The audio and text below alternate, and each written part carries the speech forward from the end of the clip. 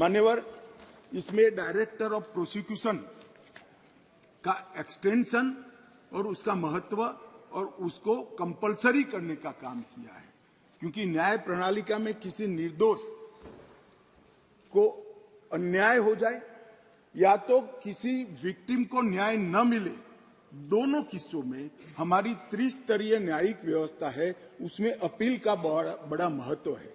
आज अपील का निर्णय वो ही लोग करते हैं जो वो गलती जो हुई है, मानो विक्टिम को लगता है कि मेरे साथ न्याय नहीं हुआ है, तो वो ही निर्णय करते हैं अपील करनी या नहीं करनी जिसने ये गलती की है।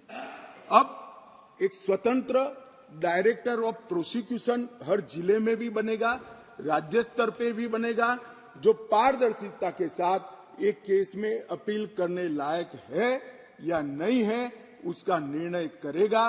उसमें पुलिस का और प्रोसिक्यूटर का केवल और केवल अभिप्राय होगा, निर्णय एक तटस्थ प्रणाली का होगा जिसको डायरेक्टर ऑफ प्रोसिक्यूशन के नाम से यहां इंट्रोड्यूस किया गया है। पुलिस की अकाउंटेबिलिटी कई सारे मामलों में तय की है, जैसे इस देश की अदालतों में हेबियस ढेर सारी होती है, परिवारजन जाते हैं, हमारे सगा संबंधी कहाँ है हमें मालूम ही नहीं है, पुलिस कहती है हमारे पास नहीं है।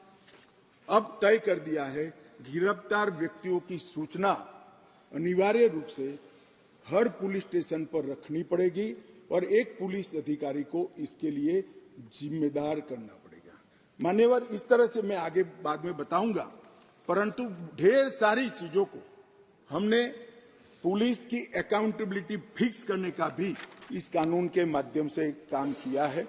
और विक्टिम सेंट्रिक कानून जब मैं कहता हूं तब मान्यवर हमने ढेर सारा विक्टिमों को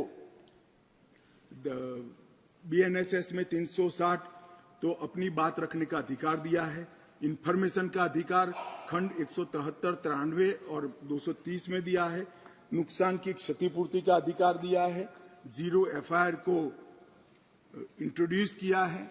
अब कोई भी मुकदमा स्टेट विक्टिम की परमिशन के बगैर, विक्टिम को सुने बगैर कोर्ट सिर्फ स्टेट के कहने पर विड्रॉ नहीं कर सकती। जो विक्टिम है उसको सुनना पड़ेगा, उसके ऑब्जेक्शन को भी सुनना पड़ेगा।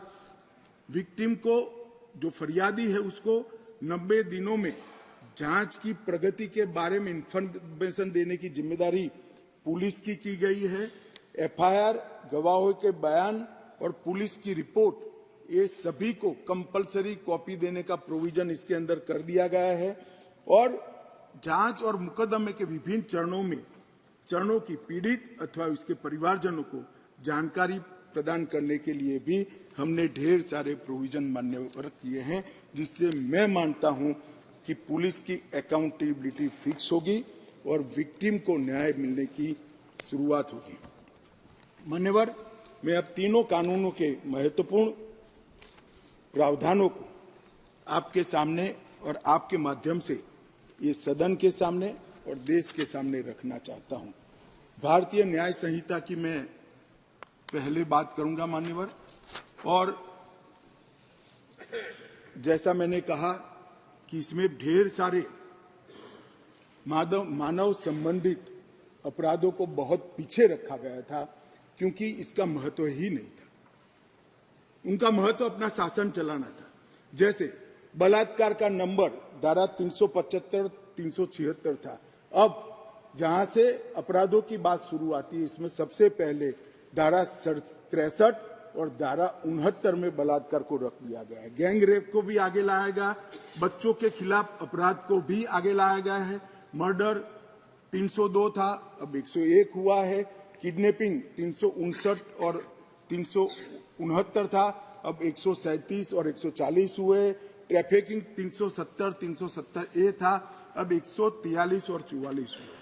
माननीय, शुरुआत की डेफिनेशन और प्रोसीजर को छोड़कर सीधा मानव संबंधित, पहले महिला और बच्चे और फिर शरीर संबंधित अपराधों को हमने प्रायोरिटी दी है, क्योंकि इसी को हम व्यक्ति की सुरक्षा के साथ जोड़कर देखते हैं मान्यवर, और उसको सुनिश्चित करना ये कानूनों की प्रायोरिटी है। मान्यवर, अंग्रेजों ने बनाया हुआ राजद्रोह का कानून जिसके तहत तिलक महाराज, महात्मा गांधी, सरदार वल्लभ भाई पटेल, ढेर सारे हमारे आजादी के स्वतंत्र सेनानी, बड़े बड़े हमारे नायक सालों के सालों 6-6 साल तक जेल में रहे।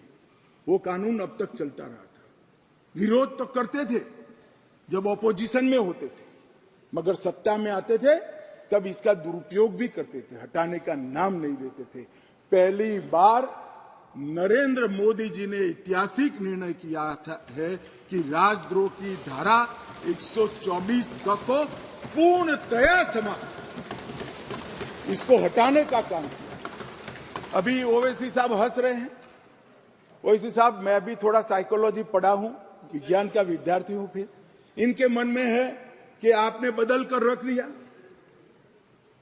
मान्यवर, मैं कहना चाहता हूं, हमने राजद्रोह की जगह देशद्रोह की स्थिति रखी। अब ये देश आजाद हो चुका है, लोकतांत्रिक देश है।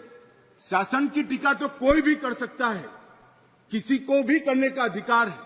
इसके लिए इस देश में अब किसी को जेल में नहीं जाना पड़ेगा, चाहे हमारा शासन।